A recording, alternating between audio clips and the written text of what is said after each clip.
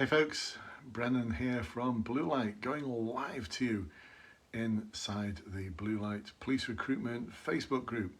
To over 20,000 of you. So there's not going to be 20,000 people joining this. So I've not even advertised. I'm going live as ever. I just do it impulsively. So this is an impulsive Facebook Live for you because I've just finished a stage 3 written webinar with members of course number 17, and oh my goodness, I think it went awesomely. Although I say it myself.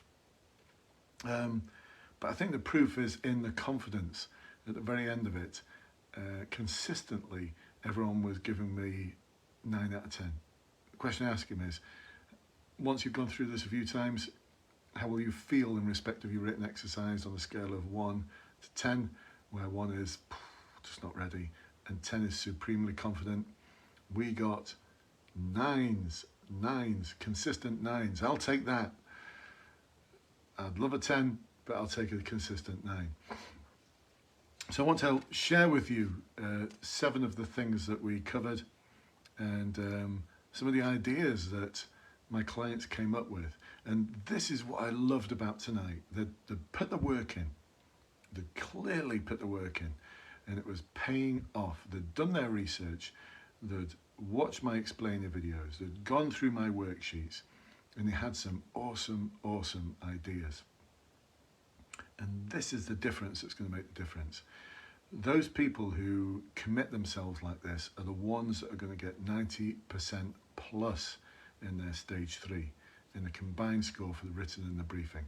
And so many of my clients do this, and they do it by preparing and practicing and preparing and practicing. So when it comes to the written exercise, where you've got 2 hours to write in your answers to a community policing conundrum, and it's probably going to be you being in the position of a constable, you've got a problem in a block of flats to do with antisocial behaviour, young people, graffiti, vulnerable people being targeted.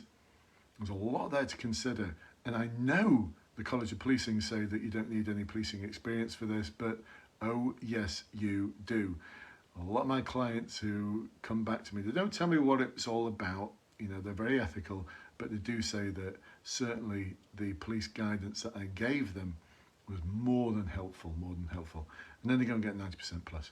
So I'll do a few shout outs, and if any of you would like to add any comments or ask any questions, please do fire away.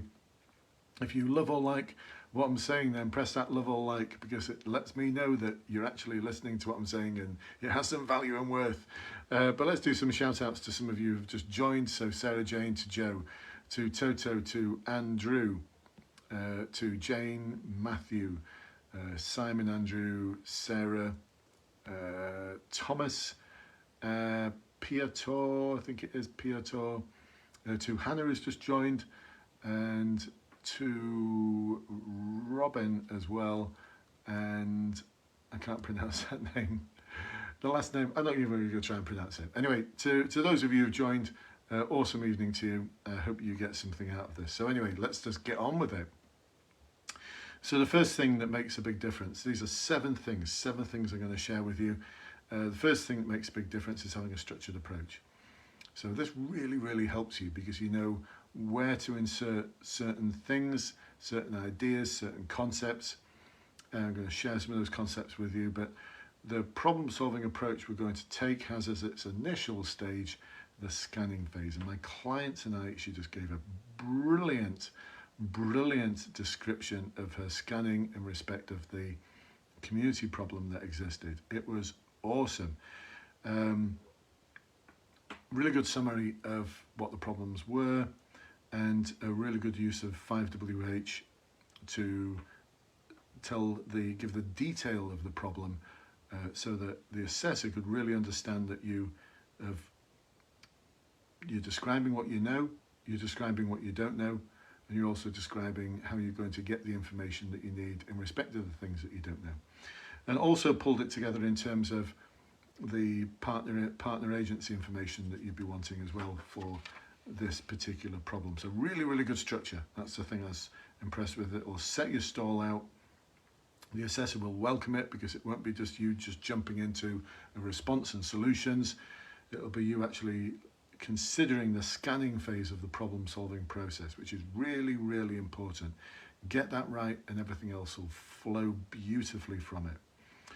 So the second thing, we looked at vulnerability, and one of the concepts we looked at was the concept of capable guardianship, which will tick boxes all over the place. And then pulling together people who have made complaints. So we want to get involved with them, and as opposed to just meeting with them, we looked at the advantages of walking meetings and what those advantages are in terms of understanding what it's like to walk in other people's shoes, and the sort of questions that you'd be asking people, why you'd be asking those questions of the people who've written into complaint. The fourth part is using that as a springboard to start forming your working group, and the sort of individuals and groups that you'd be looking to include in that working group. This is your problem solving vehicle, because you as a police officer can't be expected to solve all the problems. We need to utilise the power of the rest of the community safety partnership, and of course the power of community, because we're not going to fix everything for the community. We're going to enable the community to fix many of the problems that exist through long-term actions that they can actually take. Number 5, we talked about how to kickstart people out of a sense of ambivalence and apathy within communities that may exist, because we've seen it all before, we've heard it all before. I've dealt with communities like that, and there's some real key things we can do to help rescue the community out of that ambivalence and out of that apathy by using things like offenders. I bet you didn't think of that, did you? So we went into how you can utilise offenders to take people out of that ambivalence and apathy. What else did we look at? I love this. This actually came from one of my clients who were looking at how you get young people involved and get them to design their future, and actually to draw what their future would look like and share it with other members of the community inside your working group, inside some of the awesome events that you're going to be running. We're going to veer away from the sort of police and communities together meetings, partners and communities together meetings, because not many people attend them. They tend to be very boring, quite depressing actually, not very exciting, not very visionary, and a lot of people won't attend them because of fear that they'll be grassing up because they're going to a police meeting. So instead we looked at how you get young people to design their future and present it in a meeting that's actually run by the community, and actually the community won't call it a meeting. They'd have a different name for it. So we looked into what that would look like and feel like. And then the 7th point we looked at was your role throughout all of this is less public servant and more enabler of citizens. So less public servant, more citizen enabler. And your justification for this is Sir Robert Peel in 1829, who talked about the police being the public and the public being the police. Now, who knows among you that are listening to this and watching this, who knows the line that comes next? You hear that often, don't you, that Peelian principle, that the police are the public and the public are the police. How many police officers, or how many of you actually know the line that comes next? It's not a different principle, it's part of the same principle. Anyone? Serving police officers struggle with this. I was with a force a couple of weeks ago, actually just under 2 weeks ago now, helping their inspectors to help run a promotion workshop for inspector to chief inspector. About 20 inspectors there. Asked them the same question. Not one of them knew the line that comes next. So here it is, folks. So what Sir Robert Peel said in 1829 is that the police are the public and the public are the police. The police just being members of the public who are paid full time to carry out a role which is incumbent on all citizens in the interests of community welfare and existence. So I'll go through that slowly with you. What he said was that the police are just members of the public.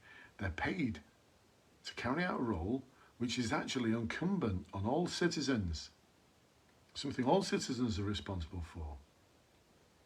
And that role is about maintaining the welfare and the existence of the community. He didn't say about reducing crime. He didn't say about community safety. He didn't say about getting the bad guys. What Sir Robert Peel understood was a strong community that's cohesive, that has role models, that has a good sense of welfare and existence, that's been created by citizens, where the police have been involved in enabling this to happen, is one where there's likely to be less crime, less mental health problems, less drug addiction issues, better educational attainment, better employment, better happiness, overall happiness, people knowing each other, supporting each other, people being role models for each other. That's what he had as a vision.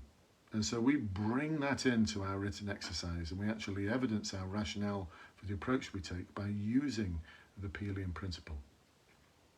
And a lot of other things as well, like problem analysis triangles, 8-stage community engagement models, asset-based community development, discovering people who demonstrate the 4 Cs, people who are capable, connected, care enough to act, committed to take action, a host of other things we looked at. So it was more than 7 actually, but these are the 7 things that I sort of jotted down because it really leapt out at me. So folks, I hope you found that useful.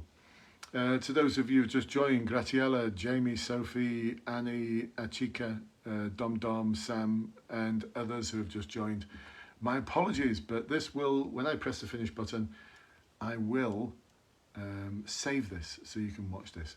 And if you're watching this on a replay, folks, on YouTube or Facebook or wherever it might be, and you're interested in joining us on those webinars, then check the links below. If you're watching this live, just ask in one of the comments and I'll send you the link. And come and join us on those webinars where we do the work that's going to enable you to get 90% plus. You do the hard work. Here's the deal. You do the hard work, I'll show you the way.